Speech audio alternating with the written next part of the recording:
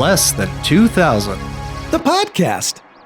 You gave it an extra space after one in action, just so you know. I know. You're going to be rhythmic. No, because I'm trying to get you to push the button at the same time I do. You always push it after I say action, whereas you should be pushing it as I say action. Now 3, I am 2, now 1, I am doing action. it. That's why. That's you because I gave it the gave it extra the delay. bait. You gave it the delay, so now I hit it before you.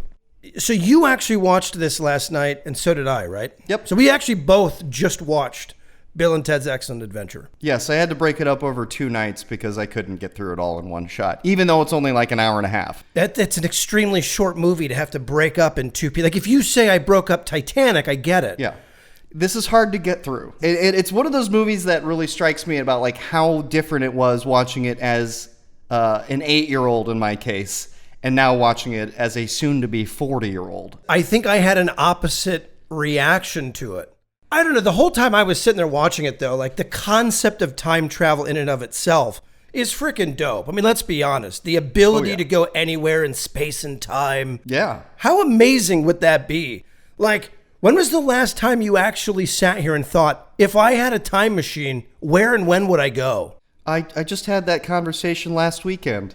If you were going to time travel, would you rather go into the past or into the future? You actually, no kidding, just had that conversation.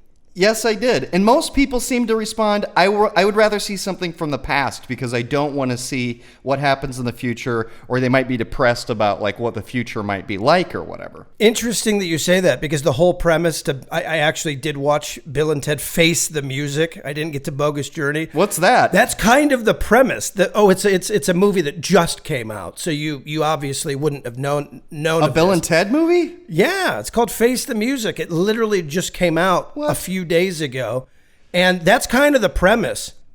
The future is awful for them. Like their life is not good. So it's interesting that most people say the past because they're afraid of the future. I must be weird because I want to go to the future because I want to see where humanity goes. Yeah. I want to know what all of the chaos now and all of the decisions that are getting made now, what that does for the future. I don't know if I would say go 30 years, 20 years into the future, or 30 years and then like, oh, I'm dead. Like I wouldn't want to necessarily go to my future. Right. But I would want to see the future. Get me 100, 200 years into the future. So you wouldn't want to do the Back to the Future 2 thing, is what I'm hearing. You wouldn't want to go into your future past or future self and see like where you're like old and in a loveless marriage and with bratty kids, and you wouldn't want to do the Back to the Future 2 thing. No, absolutely go far, not. far into the future. I would go far, far, far, far, far further. It was San Dimas 2688 AD 2688. So we're talking almost 700 years in the future. This is set. And yes, I agree. I would want to go into the future too. And I would want to go way into the future to see what it's like. Now, this San Dimas is actually very positive. It's not dystopian. It's everything is clean. The air is clean. The water is clean. Even the dirt is clean. What a cheesy line by George Carlin. I'm sure he didn't write the line. You know what? He did. Oh, shut up. He actually wrote that opening sequence. That opening sequence where he talks directly to the camera at the very beginning, that was not in the movie originally. They wrote that and shot that later, and it was the majority of George Carlin those were his words. And you can kind of tell by the rhythm to it and everything that it was George Carlin.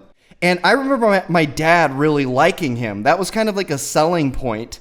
That was like what was cool for the parents who took their kids. Their 80s born kids to this thing, is at least they got to see George Carlin, and it's actually only his second movie. It's interesting that this was only his second movie, because I knew who he was back in the day. I didn't listen to a lot of his comedy, but I knew who he was because he had been around for so long. Right. Crazy that this is only his second movie. And what a great movie for it to be. I'm sorry.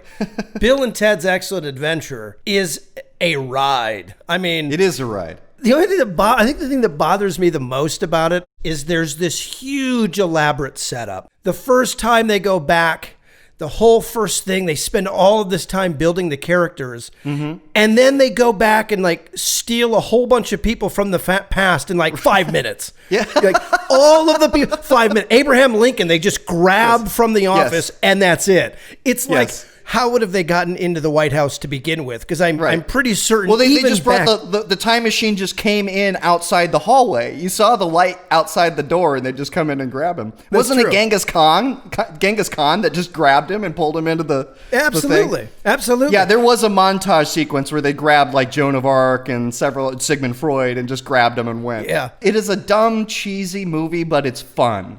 I can't even give you an opinion on whether it holds up. It's enjoyable. It's cheesy. It is what it is. It's campy and comedy and not taking itself too seriously at all. And it not at all. It doesn't take itself serious at all. And that's what's so great about it. Yeah. There's no world that we're going to sell you that this time machine is real and that we're going to really take this serious. No, from the get-go, it's fun. And it's a great setup. It's the whole like flunking out of school. Yeah. You know, your dad's about to send you to military school. Before we got on, you were mentioning you had some issues with the time machine in this movie. You're giving it away that we pre-interview. Okay. You didn't get there. You were kind of supposed to start with that, so... I figured we would get there, organically. Okay. I thought we would organically get to the fact that let's just this is our organic approach. You baiting me. Now, first off, what kid, if you showed this movie, speaking of holding up, if you showed this movie to a kid today, they would have no concept of what the telephone booth even is. So let's just start there as far as the would it hold up. But here's what's interesting. I get that it was a cool telephone booth. And in 1988, 89, that was sweet. Like imagine getting into a phone booth, dialing a number and going anywhere in space and time. How awesome would that be? However, it came from the future, 700 years into the future. Why in the hell would a time machine that looks like a phone booth come to today? I'm glad you asked that question. It's not an inconsistency. I don't know if it's explicitly stated in the first movie, the second movie, or if it's just part of Bill and Ted lore. If there is such a thing as Bill and Ted lore. Let's go with there is. So the time machine is actually the gold thing that you see in the opening credits. Do you remember how cheesy the opening credits are with the big gold thing coming down from the sky with the music? It's like a prism, and it's just the most 80s opening ever. And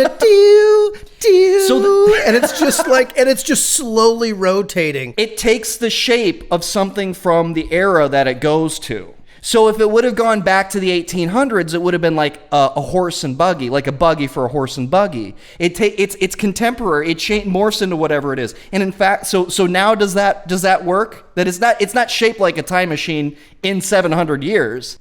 That's the form it takes in 1989. Right. And you know what? I just watched it. I still missed that. That might just be part of like non-canon lore. Right. No, it wasn't stated. It was just if you actually pay attention to the opening credits, you'd go, oh, okay. It morphs into that. It morphs into it. Now, I do like, another reason I really like the phone booth is because you and I, one of the first films, if not the first film you ever made, was Time Machine. Right around this time, 1989, 1990, you made a movie with Andy G. with a time machine made out of pipeworks, and it was a phone booth like this, and you actually did the stop motion animation by turning the VHS camera off and on really quickly and disassembling and reassembling the machine, the pipework machine, a phone booth with a strobe light and everything. It had some pretty sweet effects. You know what? I do remember that. It was not the first thing that we ever shot. You and I actually, other than just me playing around with the camera, you and I actually shot the first thing we ever did. Oh, that's right. This would have been like number 2 or 3. And then we used it for other stuff. We even adopted the phone booth mentality with the pipeworks for even one of our Terminator movies. Absolutely. The effect was great. Because it was great. You jam a strobe light in the dark. Yep.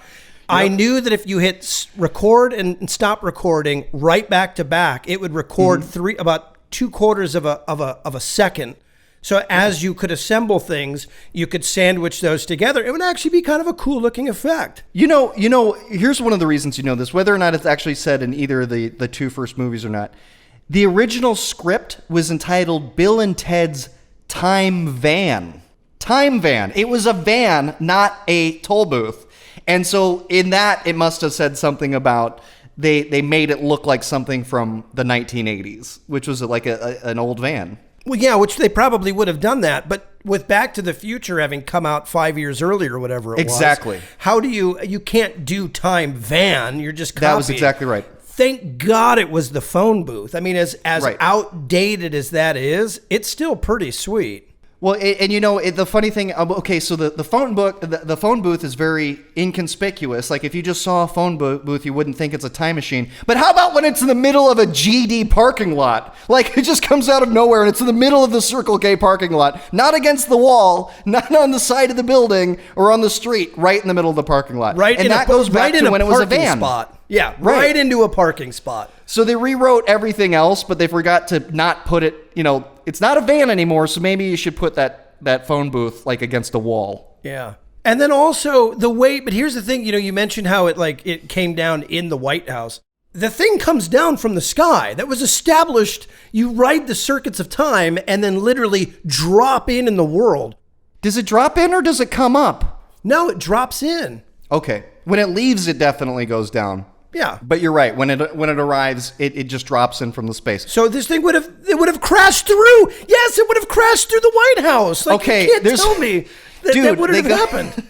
Dude, they go back to caveman times in this. They break the fabric of time and space in this movie, okay? They go back in time and literally take Genghis Khan out from a bunch of people in front of everybody in ancient times. And that never came up on like cave paintings or anything, or like oral history or written history. Like, oh yeah, Abraham Lincoln just mysteriously disappeared from the White House. But that never shows up in our history. Never translated into history. Never. So it's funny because... But here's what I want to say, though. So if you don't mind me, can I cut you off? I have something I want to say. Yeah, I always cut you off.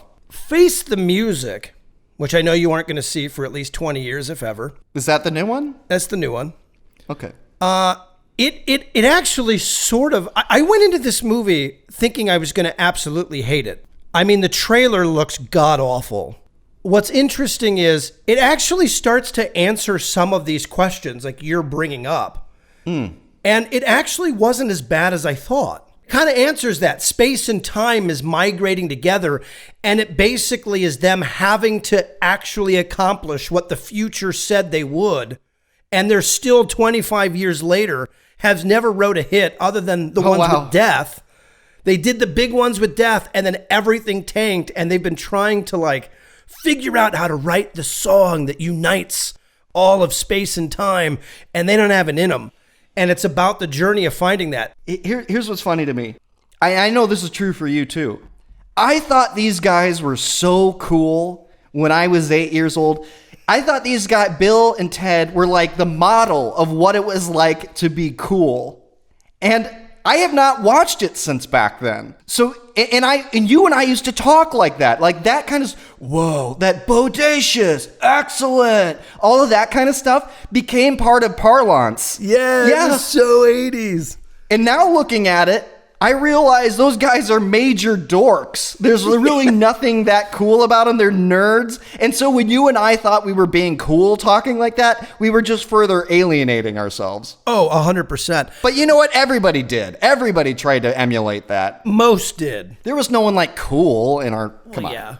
So it really started in the mid-'80s, and there was a lot of this in Fast Times and all of that stuff. But, I mean, 88, 89, 90, 91, that was, like, to me, the height of the whole, whoa, excellent! Because it was this and Teenage Mutant Ninja Turtles that had nothing to the radical dudes, pizza, that kind of stuff. Like, this was it. Sure.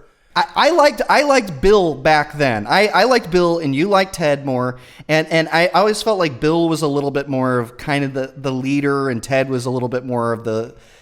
I mean, they're equal, but a little bit more of the sidekick, a little dumber, a little bit, better looking, clearly. But I liked Bill better then and now. And I loved Bill S. Preston, Esquire. I always, from that very early age, I thought the word Esquire was cool. I didn't know what it meant.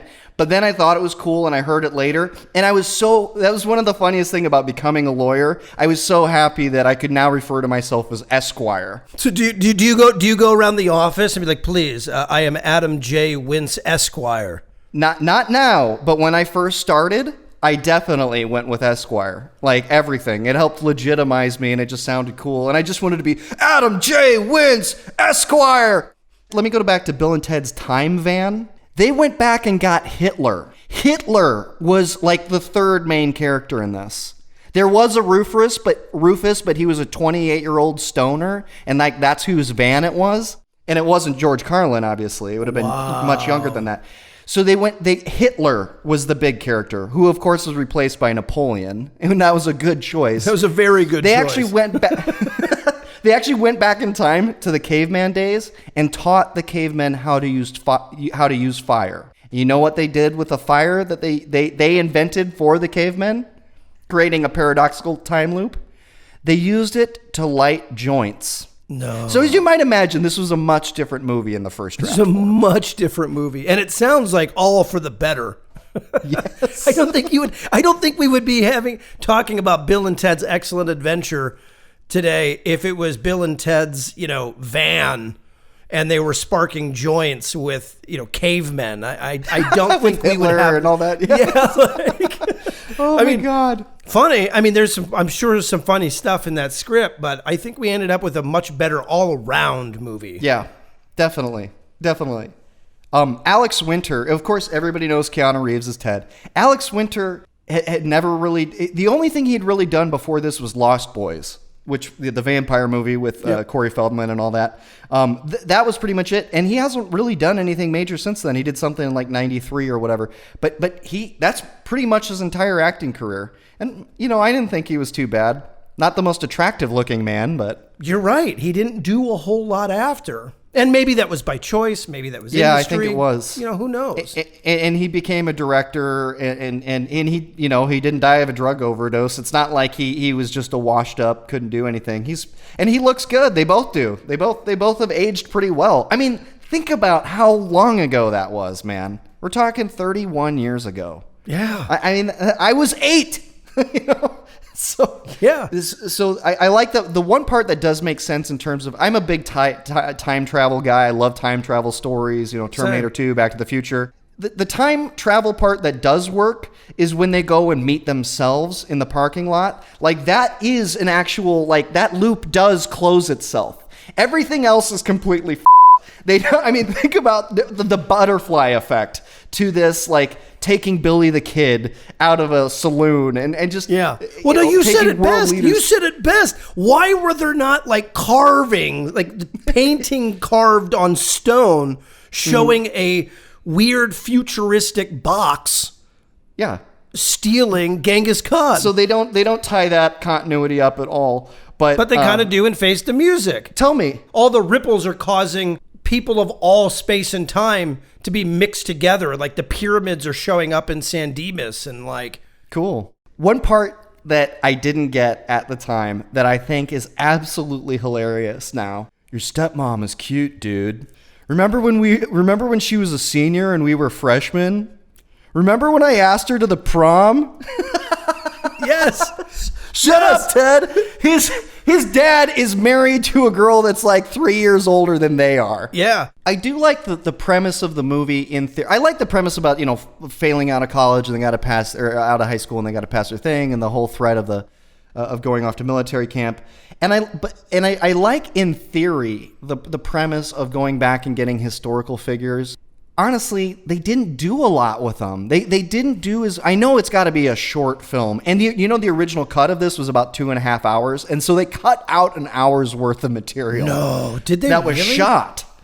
But they could have done more. It must have been really bad, by the way, to cut an hour off the movie. I think this movie could have been one of the biggest comedies, maybe of the 80s, if they would have made it a little bit more educational. I mean, fun and interesting and funny educational, but if they would have taken the extra step to like really contextualize and teach kids who these kids are in a fun way, Yep. then I think parents would have liked it. It could have been maybe a movie that they showed in school and stuff. It could have been, just a bigger movie had it been broader and really done the most with the premise that they could have. And that was what was so cool about this film is that it kind of puts two, dorks who aren't the popular kids, who have no clue, who think history is stupid and boring. Yeah. I used to think history was stupid and boring when I was young. Now it excites me more. This could have been something where you kind of like open the mind of children to go like, look, you don't have to love it, but look how cool it is. Yeah. And it did that to a degree, but it could have gone so much farther. Absolutely. And I think you can, how you mentioned they pick up like 5 people in 5 minutes? Yeah. You'll notice at the beginning, they spent more time with Billy the Kid. They spent more time with Socrates, who I still to this day think of as Socrates. Like if I had to spell it in college, in my philosophy classes, I was always Socrates. And I didn't know, I knew Billy the Kid, I knew Napoleon, I knew Beethoven. I don't think I knew who Joan of Arc was. I definitely didn't know who Sigmund Freud was. I didn't know who Genghis Khan was. And they don't really teach you. No, they don't. And to top that whole thing off, Billy the Kid, that's what you're going to spend the most amount of time on? Yeah. He wasn't really that historically relevant.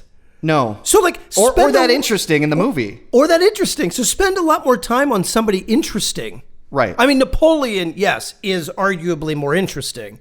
But then he's not even with them. He's like off Napoleon. With the brother. Yes. Napoleon, I like the actor. I thought he was well portrayed. Like as far as the historical figures, I thought he was good. Absolutely. I thought he was funny. I thought he looked the part, acted the part, and he was kind of not an antagonist, but there was that was kind of the B plot, Sure. And it worked. My parents really sheltered me. It was right around even PG movies were somewhat questionable to take your kids to. And I would always get worried when stuff started getting racy. And Napoleon, he doesn't say it in English, but he wipes out on the bowling alley and goes sliding on the bowling alley and goes over and over and over in French, and it spells it out. And I'm like, oh, I hope Dad doesn't take me out of the theater right now. Yeah, well, that's because PG-13 really wasn't a big thing back then. That's why there was nudity in PG movies back in the early 80s. Okay, Sigmund Freud, who of course I know now, didn't know at the time, but I thought it was hilarious that he's holding the hot dog while he goes up and tries to hit on teenage girls at the mall. He goes up and he's got the corn dog, and as he's striking out, it just goes down and droops down and droops down. I just thought that's a joke that I got now that I thought was hilarious. You're not going to get that at 8. No, the mall scene was hilarious. I thought the mall was the highlight of the movie. I thought that's when they really took the premises all the way with it. I loved the idea, I kind of caught up in the magic and wonder when and the awe and wonder of movie making and the premise when Beethoven is in the music shop and he's playing synthesizers and he just pushes a button and it starts making this ambient sound, it's not just a piano, and it's mind blown. And that actor did a great job of showing whoa, what is this? And then he's just playing on it. Genghis Khan goes to the sporting goods store and put, the starts bat taking bats and beating up the mannequins. Football shoulder pads and that's hilarious. Joan of Arc goes to the goes to the workout class. Yeah. The aerobics. The 80s Jane Fonda style workout and pushes the girl out of the way. I don't remember. Did Billy the Kid go and start shooting stuff at an arcade? I just love that him and Freud and Socrates, as you put it, are over hitting on the girls at the table. They're more interested in picking up chicks.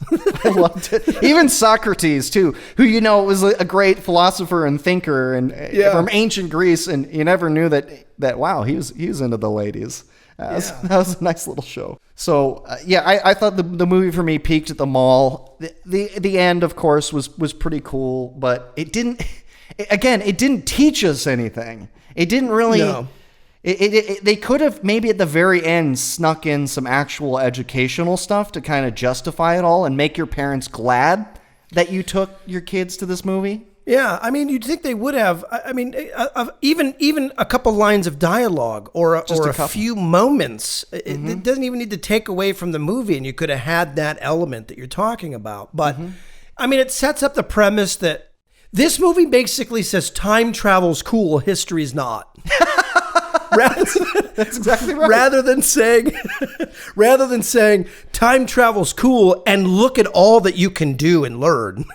Right. They kind of like, it's about learning and then they never learn. I mean, even the big report at the end, there's nothing substantial to the big climactic end when they're introducing all of the characters from the past. They don't really say that much. No. That isn't the most on the nose thing. You don't dive into any of it. It's just, there they are, and look at how cool it is, and the lights are going on, and that's it. Remember how I had to break this short movie up over 2 viewings? Yeah, an hour and a half movie in 2 viewings. Yeah. I hate to even admit this. I cut it off at the very, very end, and I was going to get back to the last 5 minutes or so. Like during the presentation, I had something else I needed to do. I didn't get back to it before the end of my 48-hour rental. Dang. Did they take them back? They had to have taken them back to their time, right? No, they do. Yeah, they do. And they show them taking them back, and then they get the babes, and do they take the babes to prom or whatever? No. George Carlin goes back and rescues them for Bill and Ted, suddenly shows up with princesses in your garage. Whoa. The last thing I'll have to say about the time loop and just the absurdity of the premise. Okay, so I get the idea that they do something great and revolutionize the world and make, the next 700 years a utopia. I can get behind the Wild Stallions premise and that needs to happen and all that stuff. Okay, so far so good. Why exactly did they have to use the time machine that many times? Like, couldn't they have done it some other way? Did it really involve them becoming famous musicians? Did it have anything to do with them going back and getting historical figures and passing this report? Passing the report, sure. But couldn't they have used the time machine to go back in time and just write a good report? Do they really have to go and alter space and time? Well, yeah, that would have been a really boring movie. That would have been a really boring movie. But they answer that in Face the Music. All right, 20 years, I'll watch it. Maybe 30.